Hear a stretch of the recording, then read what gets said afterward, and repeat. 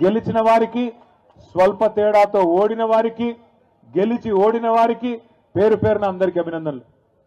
గెలిచి ఓడిన వారు అని ఎందుకంటున్నా అంటే దగ్గర ఇప్పుడే మా భూపాల్ రెడ్డి అన్న చెప్పినట్టు ఒక 1000-1500 గ్రామాల్లో నిజానికి మనం గెలిచినాం.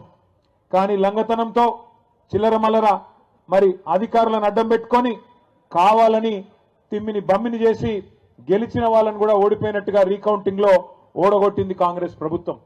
అయినప్పటికీ దాదాపు రాష్ట్ర వ్యాప్తంగా చూసినట్టయితే మరి ముఖ్యమంత్రి కాలికి బల్పం కట్టుకొని 2 ఏళ్ల విజయోత్సవాల పేరిట జిల్లా తిరిగిండు. స్థానికంగా ఉండే ఎమ్మెల్యేలు బెదిరించిండ్రు. మీకు ఇందిరమ్మ ఇండ్లు రావు, ఫలానా పథకం రాదు అని బెదిరించిండ్రు. కాలికి బల్పం కట్టుకొని ఎమ్మెల్యేలు, అధికార పార్టీ ఎమ్మెల్యేలు ఊరూరు తిరిగిండ్రు. ఇంకా చాలా రకాలుగా అధికార యంత్రాంగాన్ని అడ్డం పెట్టుకొని బెదిరించినారు. ఇన్ని చేసినా రాష్ట్ర వ్యాప్తంగా నిజాయితీగా కనుక ఎన్నికలు జరిగింటే 60% టచ్ అయ్యేది. అయినప్పటికీ దగ్గర 35-40% స్థానాల్లో ఇవాళ బీఆర్ఎస్ గెలిచింది అంటే దానికి కారణం మీరు అనే మాట మళ్ళొక్కసారి నేను విజ్ఞప్తి చేస్తా ఉన్నా.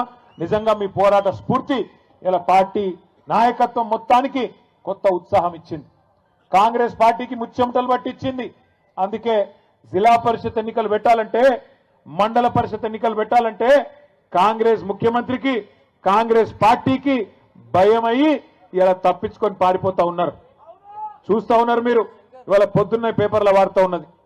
సహకార సంఘాలకు ఎన్నికలు పెట్టాలా, రైతులకు నిజంగానే ముఖ్యమంత్రి గారు కాంగ్రెస్ ప్రభుత్వం ఏదైనా మంచి చేసింటే సహకార సంఘాలకు ఎన్నికలు పెట్టి ఉండాలి. ఈరోజు రైతు దినోత్సవం కూడా, జాతీయ రైతు దినోత్సవం ఈరోజు. ఈ జాతీయ రైతు దినోత్సవం రోజు ఒక రైతు బిడ్డగా నేను ముఖ్యమంత్రి గారిని అడుగుతా ఉన్నా, నీకు నీ ప్రభుత్వానికి ఏమైనా నిజాయితీ ఉంటే, నీకు నీ ప్రభుత్వానికి నిజంగానే వ్యవసాయదారులకు ఏమైనా మంచి చేసినామనే నమ్మకం ఉంటే, దమ్ముంటే సహకార ఎన్నికలు పెట్టమని చెప్పి గట్టిగా నల్లగొండ వేదికగా నేను డిమాండ్ చేస్తా ఉన్నా.